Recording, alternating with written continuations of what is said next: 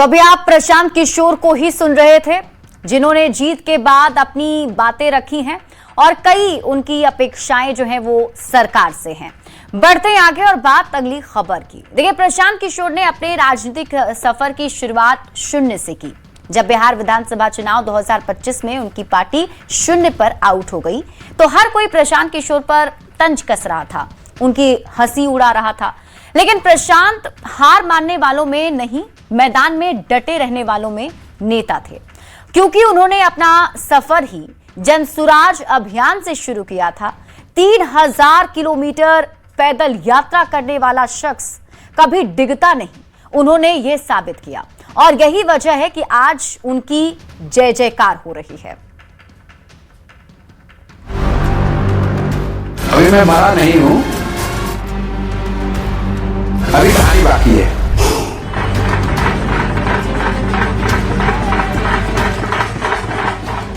मैं अभी मरा नहीं हूं, अभी कहानी बाकी है। अभी मैं मरा नहीं हूं, अभी कहानी बाकी है। प्रशांत किशोर का ये बयान उनके सबसे बुरे दौर का है, जब जनसुराज बिहार विधानसभा चुनाव 2025 में शून्य पर आउट हो गई थी। प्रशांत किशोर ने बड़े दावे किए थे, लेकिन उन्हें नाकामयाबी मिली। प्रशांत किशोर को मिला सियासी तंज और दुत्कार। सियासी गलियारों में प्रशांत किशोर की नाकामी के चर्चे थे। हर कोई कह रहा था कि जनसुराज का बिहार में कोई भविष्य नहीं है, लेकिन पीके ने हार नहीं मानी, वो मैदान में डटे रहे। सबसे बड़ी चुनावी हार से उन्होंने सबक सीखी। प्रशांत किशोर ने जनसुराज पार्टी को नए सिरे से खड़ा करने का बीड़ा उठाया। फिर बांकीपुर उपचुनाव का ऐलान हुआ। सबको यही लग रहा था कि प्रशांत किशोर चुनाव नहीं लड़ेंगे, लेकिन बांकीपुर से पार्टी ने प्रशांत किशोर की उम्मीदवारी का ऐलान किया। बांकीपुर में पीके खूब लड़े।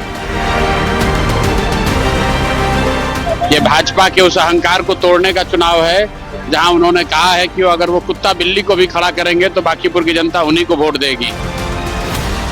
अब वो क्षण आया जब प्रशांत ने बीजेपी के सबसे बड़े किले में सेंध लगा दी। बांकीपुर उपचुनाव में प्रशांत किशोर ने जनसुराज का झंडा लहरा दिया। ये सीधा सीधा मैसेज है। 30 बरस का जो गढ़ है वो सिर्फ 30 दिनों में ढह गया। वो सिर्फ इसलिए ढहा है कि बिहार के लोग भी चाहते हैं कि अब 4 किलो 5 किलो अनाज और जाति से ऊपर उठकर हम लोग के बच्चों के पढ़ाई रोजगार के लिए केंद्र सरकार और राज्य सरकार काम करे। अगर वो काम नहीं करेंगे तो आगे चुनाव के परिणाम उनको ऐसे ही देखने को मिलेंगे।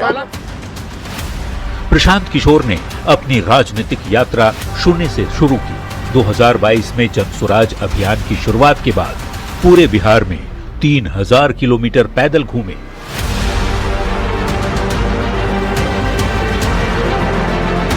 फिर जनसुराज अभियान को पूरी तरह राजनीतिक संगठन में बदल दिया। इस राजनीतिक यात्रा का मकसद बिहार में एक नई मजबूत राजनीतिक जमीन तैयार करना था, लेकिन 2025 के विधानसभा चुनाव के नतीजों ने उनके सियासी मकसद को हिलाकर रख दिया। पर प्रशांत किशोर हार मान